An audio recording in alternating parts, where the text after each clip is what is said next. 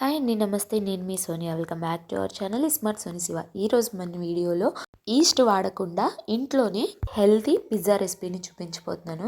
చాలా చాలా బాగుంటుందండి. అన్నీ ఇంట్లో ఉన్న వాటితో ఈజీగా చేసుకోవచ్చు.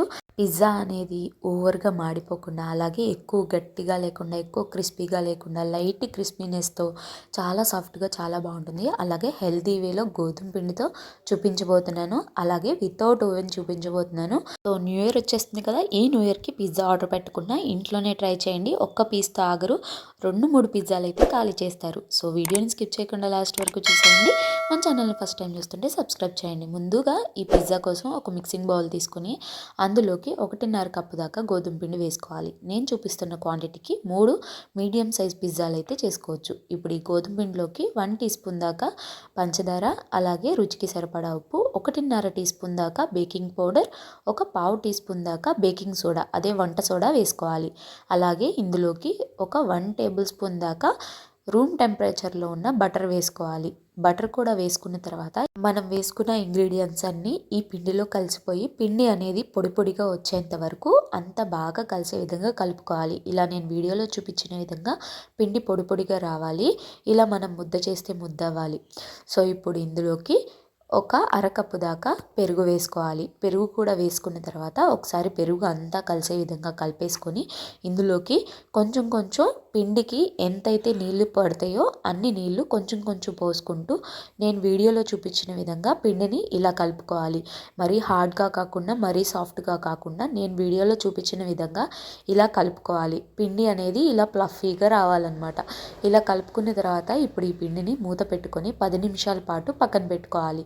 ఈలోపు స్టవ్ మీద ఒక వెడల్పుగా మందంగా ఉన్న గిన్నె పెట్టుకొని అందులోకి కొంచెం ఇసుక వేసుకోండి. ఇసుక వేసుకున్న తర్వాత ఇసుకని ఈక్వల్గా అంతా సమానంగా పరుచుకోవాలి. పరుచుకున్న తర్వాత ఇందులోకి ఒక స్టాండ్ కానీ, మీ దగ్గర స్టాండ్ లేకపోతే ఒక బౌల్ కానీ పెట్టుకొని మూత పెట్టుకొని 10 నిమిషాల పాటు మీడియం ఫ్లేమ్లో ప్రీహీట్ చేసుకోవాలి. ఇప్పుడు మనం ముందుగా నానబెట్టుకున్న గోధుమ పిండి చూడండి, డబల్ సైజులో ఉంది కదా. సో మనం ఈస్ట్ వేయకపోయినా బేకింగ్ పౌడర్, బేకింగ్ సోడా, పెరుగు వేసాం కదా, సో అది మనకి ప్లఫీగా మనకి ఫర్మేట్ అవ్వడానికి హెల్ప్ అవుతుంది అనమాట. సో ఇప్పుడు ఈ పిండిని ఒక 2-3 నిమిషాల పాటు ఇలా నేను వీడియో క్లిప్లో చూపించిన విధంగా చక్కగా నీట్ చేసుకోవాలి.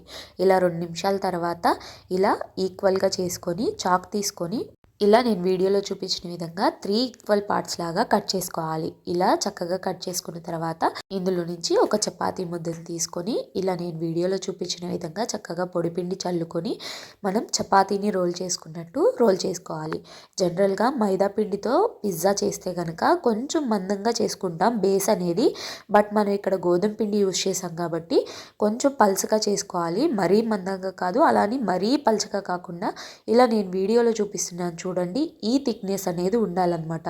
మరీ ఓవర్ థిక్నెస్గా ఉంటే పిండి అనేది ఉడకదు. సో ఇలా చేసుకున్న తర్వాత పక్కన పెట్టుకొని ఇప్పుడు మనం పిజ్జా చేసుకునే ప్లేట్ని తీసుకొని ఆ ప్లేట్కి ఇలా నేను వీడియోలో చూపించిన విధంగా బటర్ని చక్కగా అంతా కూడా అప్లై చేసుకోవాలి. ఇలా బటర్ అప్లై చేసుకున్న తర్వాత ముందుగా చేసుకున్న చపాతీని ఇందులోకి వేసుకోవాలి. చపాతీ సైజ్ అనేది మనం ప్లేట్ కన్నా కూడా కొంచెం తగ్గించి చేసుకోవాలి. తర్వాత ప్లేట్లో పెట్టుకున్న తర్వాత ఇలా నేను వీడియోలో చూపించిన విధంగా వేళ్ళతో ఇలా ప్రెస్ చేస్తూ ప్లేట్ మొత్తాన్ని కూడా స్ప్రెడ్ చేసుకోవాలి. ఇలా చక్కగా అంతా చేసుకున్న తర్వాత ఇప్పుడు ఒక ఫోర్క్ తీసుకొని ఇలా హోల్స్ లాగా పెట్టుకోవాలి. ఇలా మొత్తాన్ని పెట్టుకున్న తర్వాత మనకి పిజ్జా టేస్ట్ రావడానికి మంచి పిజ్జా సాస్ను అయితే నేను ఇక్కడ చూపించిపోతున్నాను. ముందుగా ఒక 1 టీ స్పూన్ దాకా టమాటా కెచప్, 1 టీ స్పూన్ దాకా రెడ్ చిల్లీ సాస్, అలాగే పిజ్జా సాస్ కూడా వేసుకోవాలి. పిజ్జా సాస్ అనేది ఏ సూపర్ మార్కెట్లో అయినా అవైలబుల్ ఉంటుంది, లేదా ఆన్లైన్లో కూడా అవైలబుల్ ఉంది. పిజ్జా సాస్ని కూడా 1 టీ స్పూన్ దాకా వేసుకొని ఈ 3 సాసెస్ని చక్కగా ఈక్వల్గా ఈ పిజ్జా బేస్ మొత్తానికి కూడా స్ప్రెడ్ అయ్యే విధంగా ఇలా స్ప్రెడ్ చేసుకోవాలి. ఇలా స్ప్రెడ్ చేసుకున్న తర్వాత డీప్ ఫ్రీజర్లో ఒక 10 నిమిషాల నుంచి 15 నిమిషాల పాటు డీప్ ఫ్రీజ్ చేసుకోవాలి. అప్పుడు కొంచెం మనకి పిజ్జా బేస్ అనేది హార్డ్ అవుతుంది, కొంచెం క్రిస్పీగా రావడానికి హెల్ప్ అవుతుంది అనమాట. ఇప్పుడు ఒక 15 నిమిషాల తర్వాత నేను చూపిస్తున్నాను. ఇలా ప్లేట్ పక్కకు తీసుకున్న తర్వాత దీని మీద మిక్స్డ్ హర్బ్స్ వేసుకోవాలి, లేదా ఒరిగానో అయినా వేసుకోవచ్చు. అలాగే కొంచెం చీజ్ని ఇలా గ్రేట్ చేసుకొని వేసుకోవాలి. నేను ఇక్కడ మొజరెల్లా చీజ్ అయితే వాడుతున్నాను. ఇప్పుడు ఇందులోకి వెజిటేబుల్స్ని అయితే వేసుకుంటున్నాను. సన్నగా కట్ చేసుకున్న ఆనియన్స్, అలాగే టమాటా ముక్కల్ని, అలాగే కొంచెం పన్నీర్ ముక్కల్ని కూడా యాడ్ చేస్తున్నాను. మీరు ఇందులో స్వీట్ కార్న్ అయినా యాడ్ చేసుకోవచ్చు, మష్రూమ్ అయినా, మీ ఇష్టం అండి. మీకు ఏది అవైలబుల్ ఉంటే అది వాడుకోవచ్చు.